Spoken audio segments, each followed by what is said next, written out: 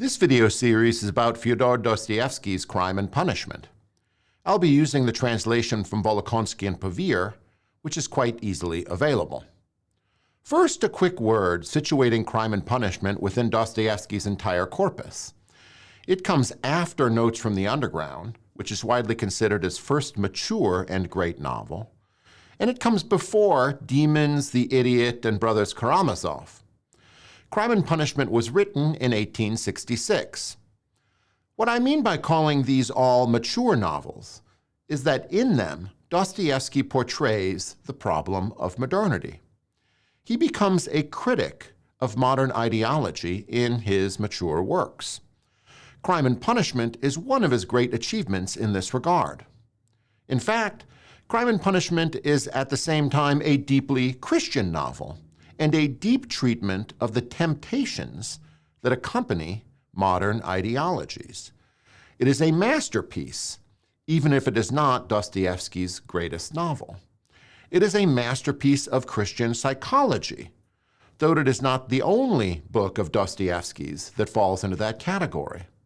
It is a masterpiece about the problems of modern ideology, though, again, that is one of Dostoevsky's great themes in all of his novels. This is the book where Christian psychology, and indeed Christian faith, first meet as solutions to the problem of modern ideology in Dostoevsky's corpus. So the novel is very important in pointing the way for Christianity being the key to solving the problem of modern ideology. Let us take a bird's eye view of this book, Crime and Punishment. The novel is divided into 6 parts and a very important epilogue. Part 1 ends with the crime. Part 6 ends with a confession to that crime to the proper authorities. And the criminal is experiencing official punishment for the crime in the epilogue. In between the end of Part 1 and Part 6, our criminal is taken with pangs of conscience, even as he tries to explain and rationalize his crime.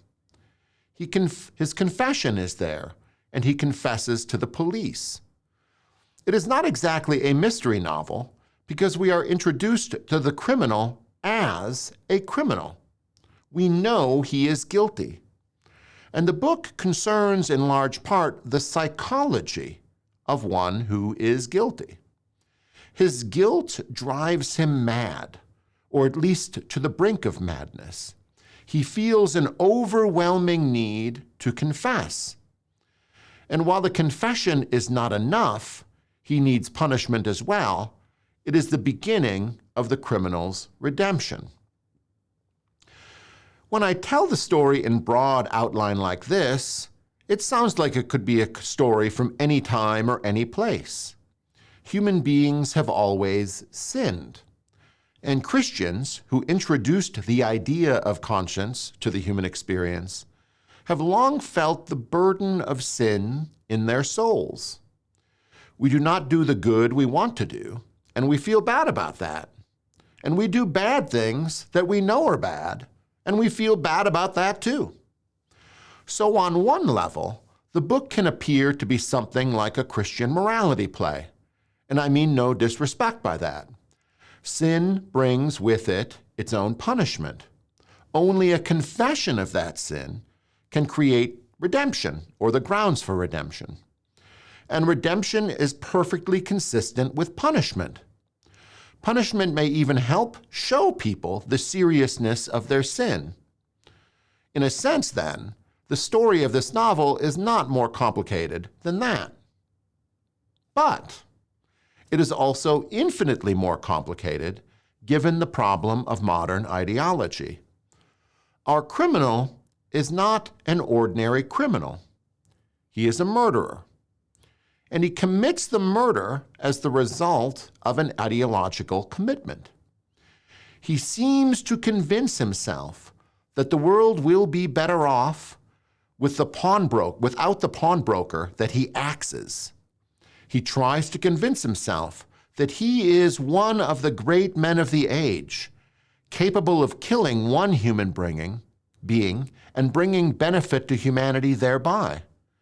These doctrines, the idea that one could kill with an ideological justification, were part and parcel of the moral and social doctrines of the Russian nihilists, who eventually became the Russian revolutionaries. Throughout the book, Dostoevsky develops the various forms of ideological justification that the main character entertains for his crime. We are invited as readers to consider whether or not the problem with the main character is that he has either embraced a false ideology or failed to have the courage of his convictions. The novel's main character, Raskolnikov, is torn between the fact that he committed a crime in the interests of humanity and the resistance of his moral conscience against taking any human life. The fact that Raskolnikov cannot live with himself after having committed the crime seems to be evidence that he is unable to embrace purely ideological acts. The conscience, in his case, gets in the way of the ideology. Dostoevsky also shows us many other people from the panorama of life as Raskolnikov prepares himself to confess. Many of these other people have done wrong, and Dostoevsky gives us a chance to see how they react to the wrongs they have done. We will see a kind-hearted friend of Raskolnikov. We will see a prostitute with a good heart who also befriends Raskolnikov. We will see rapscallions and cads who look at Raskolnikov as a fellow traveler. All this goes to show that for the most part, crime and punishment takes place within an entirely Christian universe. The Christian universe? What I mean by that is everyone in the book seems to have a conscience, and that conscience is a bedrock moral principle that forms the basis for people differentiating right from wrong. Raskolnikov looms over this book like no other character in a Dostoevsky novel.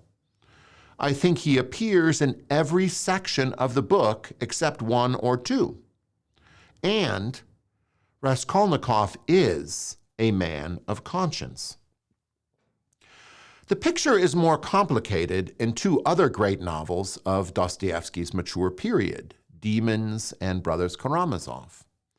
There he draws a picture by depicting characters that seem to be beyond conscience. These characters are willing to use and to murder and to sow havoc without any pangs of guilt and without any remorse. Almost invariably, these characters are completely infused with the principles of a modern ideology. In Demons, we have the chief revolutionary, Pyotr Stepanovich, among others perhaps. In Brothers Karamazov, there are two characters like that. One is Shmerdyakov, who ends up being a murderer, and the other is Rakitin, who ends up being a stand-in for the devil. In each of these cases, that the conscience is seared, the conscience is rendered inoperative through its participation in modern ideology. For that reason, it seems that those two novels, Demons and Brothers Karamazov, bring up human experiences that do not altogether fit within the Christian moral universe. Christianity recognizes that conscience can be seared, of course, but too much searing would call into question the durability of the conscience. None of that is the story of Crime and Punishment. The story of Crime and Punishment, as I say, is of a murderer who murders out of ideological conviction and who is troubled by his actions. It will be necessary to see what kind of man Raskolnikov was and how he compares those in his moral horizon to himself. Dostoevsky slowly unveils the variety within the Christian horizon, and he patiently brings characters to Raskolnikov's rescue. We see all kinds of bad guys in this novel. Most of them feel bad for their badness. Some try to do something about it. Raskolnikov overcomes with grace and love, and confession and punishment. And I think Dostoevsky would have Raskolnikov be a model for the healing calm that can overcome us when we are overtaken by the power of ideology. Let us now turn to this masterpiece in greater detail.